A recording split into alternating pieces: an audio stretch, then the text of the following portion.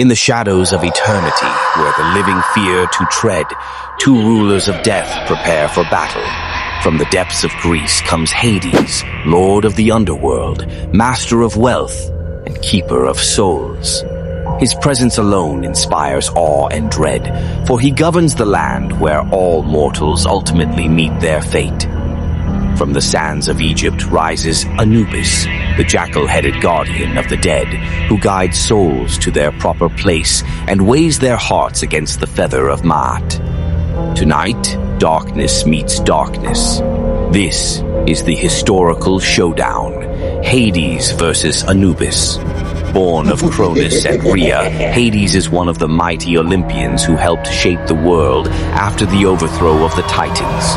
His domain is not the sky nor the sea, but the land beneath, the eternal underworld where every mortal soul eventually arrives.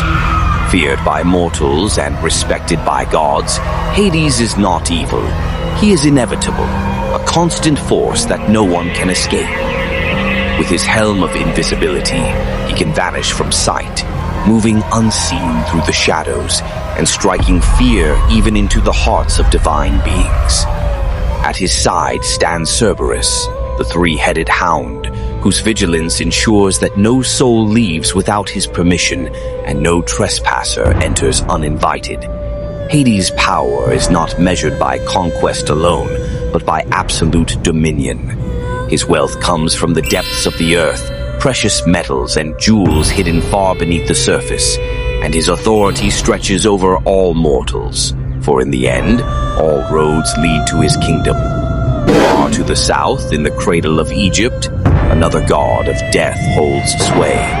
Anubis, son of Osiris, is the silent guide of souls and the master of funerary rites, a guardian who ensures the dead are preserved and judged justly. Depicted with the head of a jackal, he moves with quiet authority among tombs and necropolises, overseeing rituals and maintaining balance. When the dead stand before the scales, Anubis weighs their hearts against the feather of Maat. A heart heavy with sin is devoured by Ammit, while a pure heart passes into the afterlife. Unlike Hades, Anubis is not a ruler, but a judge, a psychopomp guiding souls to their rightful fate. His strength lies in precision, ritual, and incorruptible justice, making him a formidable guardian of the eternal order.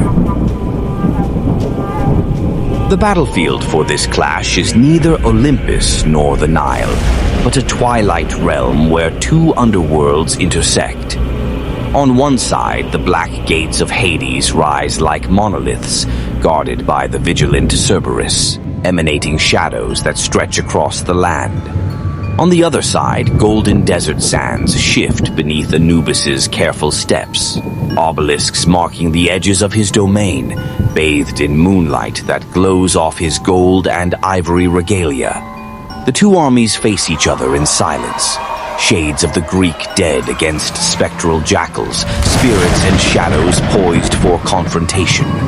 Hades raises his bident, causing the earth to tremble as a surge of souls swirls around him, while Anubis summons his ethereal hounds, their eyes burning like embers in the night.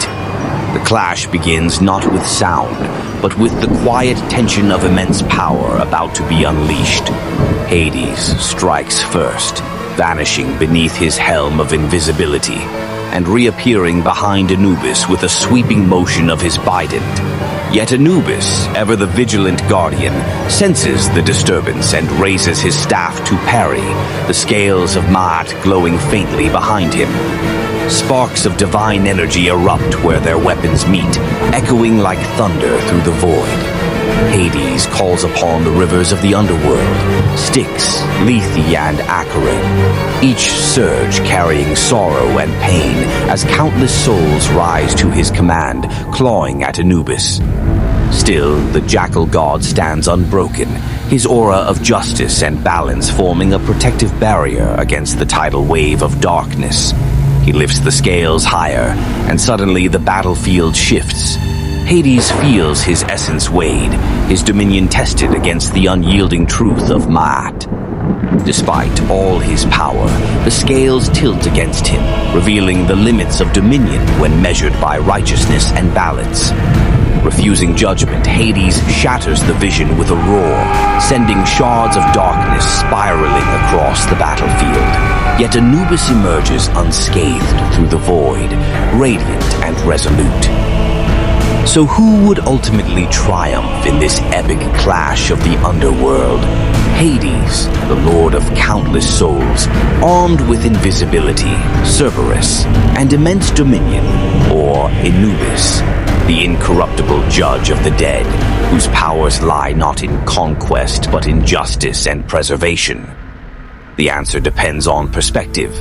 Hades wields raw might and commands legions of spirits, yet Anubis embodies the principle that even the strongest cannot escape the truth of balance. In sheer force, Hades might dominate, but in purpose and spiritual authority, Anubis cannot be overcome. This showdown concludes not with annihilation, but with recognition. Two gods, two guardians, two faces of death itself, coexisting in an eternal cycle. Who do you believe would emerge victorious from this battle of the Underworld? Would Hades' dominion crush Anubis' unwavering justice? Or would the jackal-headed guardian's scales tip the balance in his favor? Share your thoughts in the comments below, and prepare for the next epic encounter where legends clash and myths come alive.